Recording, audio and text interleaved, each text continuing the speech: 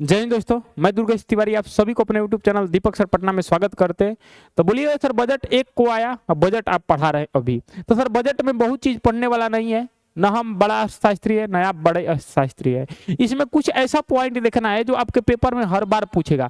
तो हम मेरे को 10 से 15 मिनट समय दीजिए, पूरा बजट को समझा देंगे और पूरा बजट को बढ़िया से बता देंगे। और जो बजट जो है जो आपके पेपर में पूछे जाते हैं उनका सवाल रिपीट जो होता है आपको लिखवा देंगे। चलिए सर, बात किया जाए कि बजट, सबसे पहले अगर सर बात किया जाए कि बजट के बारे में, पहले बजट, तो पहले पूछेगा बजट का मतलब क्या है। तो बजट का जो मतलब होता है ये होता है चमड़ा का थैला। ध्यान से सुनिएगा, क्या होता है चमड़ा का थैला। पहला सवाल तो यही कहेगा कि बजट का मतलब क्या होता है सर। तो बजट का मतलब ये होता है चमड़ा का थैला, लेदर बैग, ये चमड़ा का थैला है। अच्छा, बजट की अगर सर बात कीजिए, पहला बजट भारत में जो पेश हुआ था आपको पता हुआ 1860 में हुआ था और करने वाला था जिसका नाम था जेम्स विल्सन। कौन था? जेम्स विल्सन की अगर सर बात करोगे ये किया था।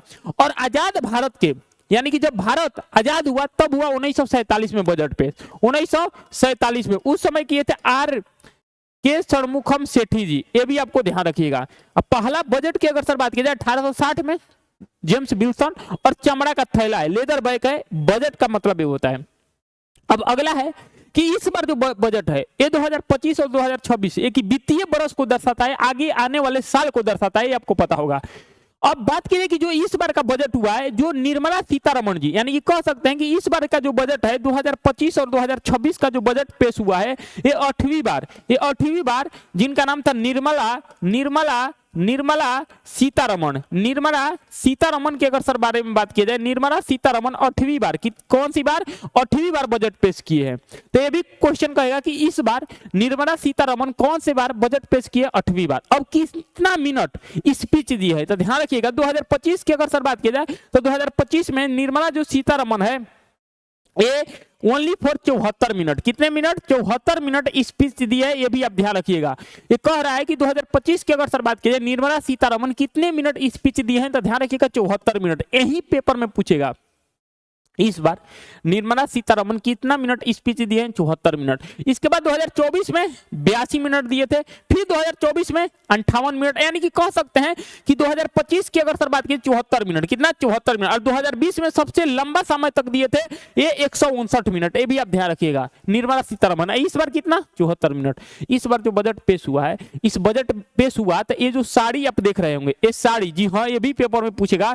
ये जो साड़ी है, इस साड़ी पहने थी जिनका नाम क्या था? निर्मला सीतारमण। और इस साड़ी पे कौन से पेंटिंग किया गया था? मधुबनी पेंटिंग। ये भी आप ध्यान रखिएगा। जी सर पूछेगा, एकदम पूछेगा, मधुबनी पेंटिंग। यानी कि जो साड़ी किया गया था, साड़ी पे कौन सा पेंटिंग? मधुबनी पेंटिंग किया गया था। और मधुबनी पेंटिंग आपको पता होगा कि जीआई टैग, कहाँ का जीआई टैग है?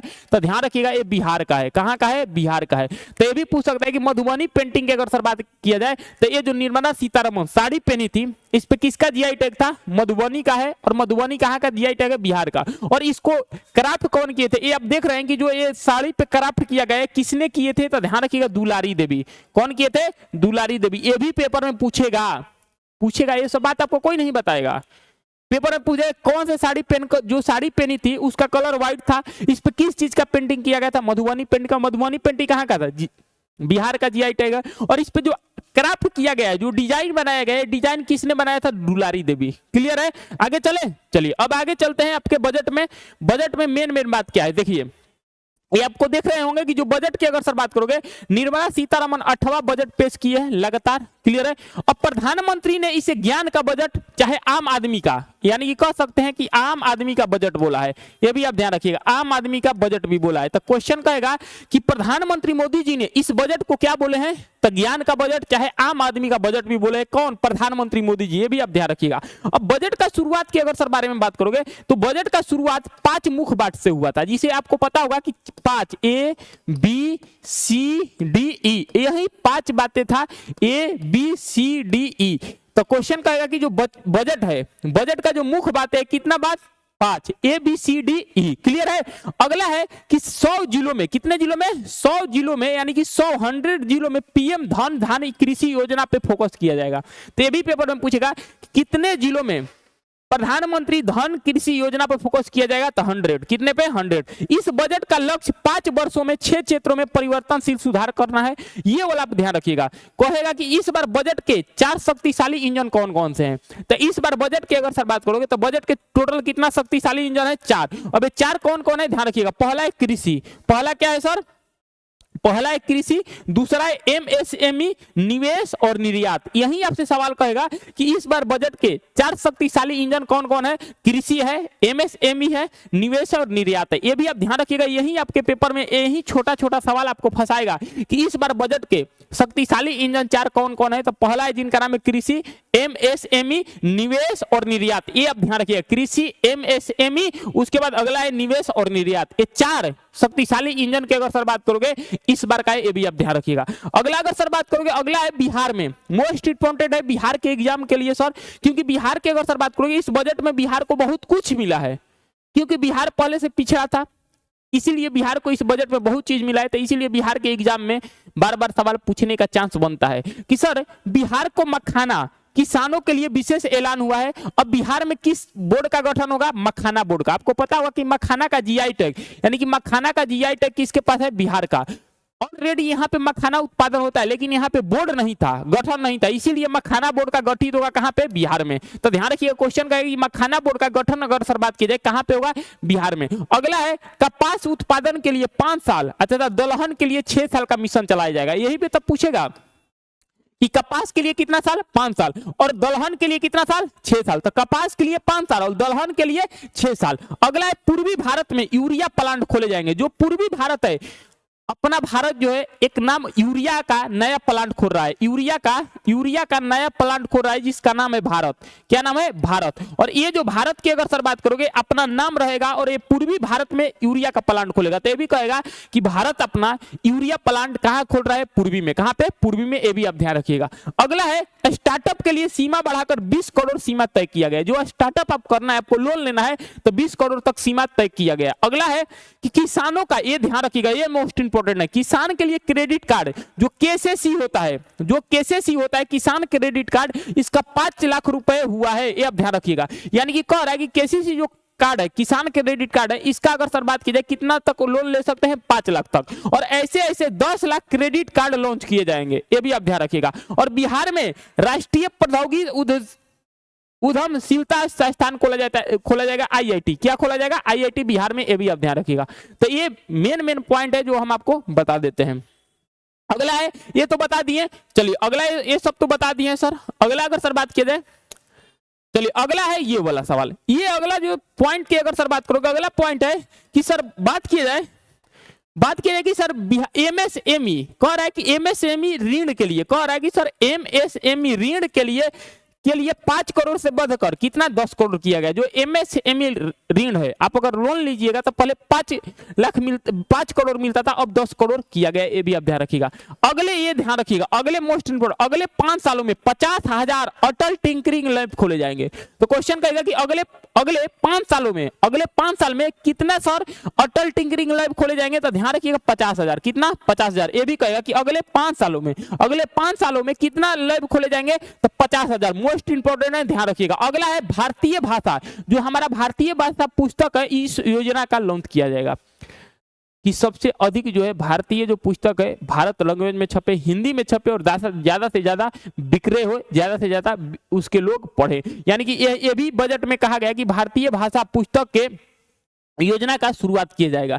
आईआईटी पटना, ध्यान रखिएगा, आईआईटी की अगर सर बात करोगे तो आईआईटी पटना को 20 पोषित किया जाएगा और इसमें छात्रावास खोले जाएंगे। जी हाँ, पटना में अगर सर बात की जाए तो आईआईटी का छात्रावास नहीं था, तो अब जो है पटना में अगर सर बात की जाए तो आईआईटी की अगर सर बात की जाए इसमें छात्रावास खोले जाएंगे। अब बोलोगे सर बिहार को इतना क्यों मिला, क्योंकि बिहार को बजट में पहले पिछड़ा ही मिला था, लेकिन इसीलिए इस बजट को बिहार में बहुत कुछ मिला है। ये भी आप ध्यान रखिएगा। और उसके बाद 5 आईआईटी शिक्षा को बेहतर की जाएगी और आईआईटी में कितना सर, आईआईटी में 6500, कितना सर, 6500 सीट बढ़ाई जाएगी। यही सब पूछेगा कि आईआईटी में कितने सीट बढ़ाई जाएगी, 6500। क्लियर है।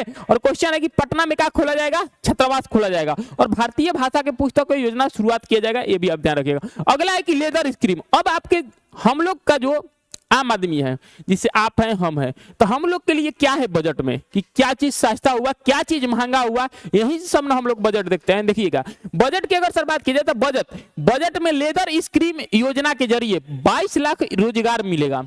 अब जो भारत सरकार जो है एक लेदर के जितने बने सामान है सब सस्ता हो गए हैं, उसके लिए सर अगर बात की जाए तो 22 लाख लोगों को रोजगार मिलेगा, नया कंपनी खोलेगा लेदर के लिए 5 साल के लिए। ध्यान रखिएगा 5 साल में मेडिकल कॉलेज के 75,000 सीट बढ़ेगी। ये बात है कोरोना जब आया था तो उस समय डॉक्टर नर्स कोई नहीं मिल रहा था, तो उसमें इसलिए कि संख्या कम थी। तो उसी प्रकार से अगर सर बात की जाए 5 साल में जो मेडिकल कॉलेज है इनकी अगर सर बात की जाए सीट कितनी संख्या बढ़ेगी 75,000, कितने 75,000 की अगर सर बात की जाए इनकी सीट की संख्या बढ़ाई जाएगी मेडिकल कॉलेज में, ये बजट में बताया गया है। इसके बाद 3AI, आपको पता होगा कि AI आर्टिफिशियल एलायंस कि अगर सर बात की जाए ये सेंटर खोले जाएंगे और AI एजुकेशन के लिए 500 करोड़ रुपए दिए गए हैं। यानी कि कह सकते हैं कि AI एक्सीलेंस सेंटर खोलने के लिए कम से कम 500 करोड़, कितना सर 500 करोड़ रुपए दिए जाएंगे, ये भी आप ध्यान रखिएगा। अगला है ई श्रम, अगला है जिसका नाम है ई श्रम पोर्टल गठन किया जाएगा, जिसे कोई भी अगर फ्लिपकार्ट का डिलीवरी बॉय है, स्विगी का हो, अगर वो कोई अगर आपका सामान लेकर आ रहा है तो बीच में दुर्घटना ना हो जाए उसके लिए ई श्रम पोर्टल गठन किया जाएगा, जो डिलीवरी पर्सन और इंश्योरेंस डिलीवरी पर्सन जो करते हैं उसको इंश्योरेंस देने के लिए काम करेगा। तो ये आप ध्यान रखिएगा, पेपर में पूछेगा ई श्रम पोर्टल क्या है। तो जो इंश्योरेंस जो है किसके लिए, डिलीवरी बॉय के लिए, ये भी आप ध्यान रखिएगा, चाहे फ्लिपकार्ट से हो, अमेजोन से हो, स्विगी से हो, जो भी होगा ई श्रम पोर्टल पे होगा। अगला है कि देश भर में 200 से केयर सेंटर खोले जाएंगे, तो ये भी कहेगा कि देश में कितने डे केयर सेंटर खोले जाएंगे 200। अगला है जल जीवन मिशन, ये तुम्हारे लिए मोस्ट इंपॉर्टेंट है। जल जीवन मिशन की अगर सर बात की जाए संख्या 2028 तक बढ़ा दिया गया। ये पेपर में आपसे पूछेगा कि सर बताइए जल जीवन मिशन की अगर सर बात की जाए इनकी संख्या कब तक बढ़ा दिया गया है, 2028 तक। पेपर में कहेगा कि जल जीवन मिशन की अगर बात की जाए टाइम जो है 2028 तक इंक्रीज कर दिया गया, ये भी आपको ध्यान रखिए। अगला है जिसका नाम है बिहार में नए ग्रीन फील्ड एयरपोर्ट खुलेंगे। बिहार का आपको पता होगा कि एयरपोर्ट छोटा है, जयप्रकाश नारायण पटना वाला, तो उसका ग्रीन पोर्टल खोला जाएगा, ये भी आप ध्यान रखिएगा। 20,000 करोड़ का ध्यान रखिए। अगला कहा गया है कि जो 20,000 करोड़ का यानी कि 20,000 करोड़ का परमाणु ऊर्जा मिशन शुरू होगा। जो परमाणु ऊर्जा मिशन है इसमें 20 करोड़ रुपए का लागत आएगा, ये भी बताया गया। अगला है कि 120 जगहों पे के लिए उड़ान स्कीम लाया जाएगा। अब कहिएगा कि सर बिहार के लिए मिला है, जी नहीं, 120 जगह पे उड़ान योजना लाया जाएगा। क्या लाया जाएगा, उड़ान योजना, ये भी आप ध्यान रखिएगा। उड़ान योजना लाया जाएगा सर कितने में, तो ध्यान रखिएगा 120 जगह पे, कितने जगह पे 120 जगहों पे ये कौन सा योजना लाया जाएगा, उड़ान योजना, ये भी आप ध्यान रखिएगा, ये भी आपके पेपर में पूछ सकता है। अगला है कि सर 52 पर्यटक स्थल पे कह रहा है कि 52 पर्यटक स्थल पे विकसित किया जाएगा। और जो भारत में जो 52 पर्यटक स्थल है इसमें खासकर बौद्ध धर्म के, इसमें खासकर बौद्ध स्थल को विकसित किया जाएगा, ये भी आप ध्यान रखिएगा।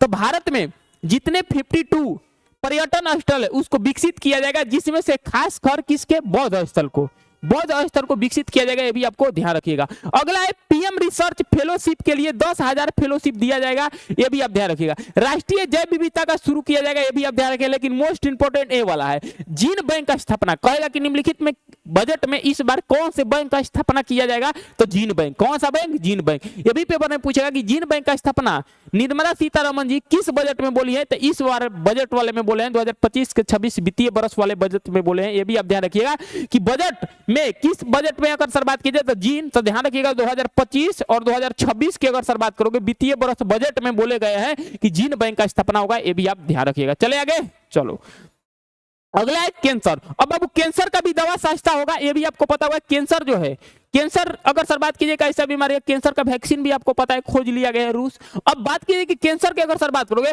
तो कैंसर के 36 दवाएं सस्ती होगी, मेडिकल उपकरण भी सस्ते होंगे। तो कैंसर और मेडिकल के अगर सर बात कीजिए उपकरण सस्ते होंगे। बीमा क्षेत्र में 100% FDI मजदूरी मिलेगी। FDI का मतलब क्या होता है, फॉरेन, जो विदेश से आते हैं भारत में पैसा लगाते हैं। अगला इलेक्ट्रॉनिक। अब समझिएगा क्या चीज सस्ता होगा और क्या चीज महंगा होगा। इलेक्ट्रॉनिक्स उपकरण सस्ते होंगे, चाहे मोबाइल आप ले रहे हैं मोबाइल सस्ता होगा, एलसीडी ले रहे हैं वो सस्ता होगा, एलईडी टीवी ले रहे हैं वो सस्ता होगा, मोबाइल के बैटरी सस्ती होगी। जितने इलेक्ट्रॉनिक सामान है सब के सब सस्ता हो जाएगा, चाहे मोबाइल हो, इलेक्ट्रॉनिक वाहन हो, इलेक्ट्रॉनिक खेल खिलौना हो, मोबाइल का बैटरी हो, चार्जर हो, यानी कि जितने प्रकार से इलेक्ट्रॉनिक सामान है सब इस बार बजट में सस्ता हो जाएगी। और बात की जाए कि लेदर से बने बेल्ट हो गया, पर्स हो गया, जूता हो गया, कोट हो गया, जितने लेदर से बने स्कीम है सब सस्ते होंगे। लिखा हुआ है कि लेदर से बने सामान सस्ते होंगे, जूते होंगे, पर्स होंगे, लेदर से जैकेट सब सस्ते होंगे। तो इस बार लेदर से बने हुए जितने भी सामान है सब सस्ते होंगे, चाहे इलेक्ट्रॉनिक सामान हो, चाहे खेल खिलौना हो, मोबाइल हो, टीवी हो, एलसीडी हो, एलईडी हो, चाहे कोई भी इलेक्ट्रॉनिक सामान लीजिए, चाहे कार हो, इलेक्ट्रॉनिक कार हो कोई भी लीजिए, इस बार सस्ते होने वाले हैं, ये भी आप ध्यान रखिएगा। आगे अगर सर बात की जाए तो ये था बजट। और बजट की अगर सर बात की जाए तो बजट में एक स्लैब की अगर सर बात करोगे कि सर टैक्स का, किसका सर, टैक्स का स्लैब क्या है, तो इस बार टैक्स का जो स्लैब है निर्मला सीतारमण जी ये बोल दिया है कि अगर आप 12 लाख तक कमाते हैं तो आपको कोई टैक्स नहीं देना है। ये भी आप ध्यान रखिएगा। अगर आप स्लैब में ये बताई गई है निर्मला सीतारमण जी कि अगर आप 12 लाख रुपया कमा रहे हैं तो आपको कोई टैक्स पे नहीं करना है। 12 लाख तक ध्यान रखिएगा, अगर आप 12 लाख तक कमा रहे हैं तो आपको कोई टैक्स पे नहीं करना है। अगर आप 12 लाख से ज्यादा कमाते हैं तब आपको टैक्स पे करना है। ये नया टैक्स स्लैब है, ये भी आप ध्यान रखिएगा। कहे हैं कि इस बार टैक्स में अगर आप 12 लाख तक कमाते हैं तो आपको कोई टैक्स नहीं है, लेकिन अगर आप 12 लाख से ज्यादा कमाते हैं तब आपको टैक्स देना पड़ेगा। ये बजट का सार है। तो उम्मीद करते हैं कि आपको 10 से 15 मिनट में पूरा बजट समझा दिए। जो जो मेन पॉइंट बताए हैं वहीं लिख लीजिएगा और यहीं आपके पेपर में आने का संभावना 100% है, यहीं से सवाल पूछे जाएंगे। तो मिलते हैं अगले वीडियो में। वीडियो कैसा लगा, किस टॉपिक पे वीडियो चाहिए, कमेंट बॉक्स में बताइए। ज्यादा से ज्यादा कमेंट कीजिए कि इस टॉपिक पे 10 मिनट शो में वीडियो लाइए सर, लाया जाएगा। तो मिलते हैं अगले वीडियो में, तब तक के लिए ध्यान रखिएगा। जय हिंद, जय दोस्तों, जय बिहार, जय आप लोग।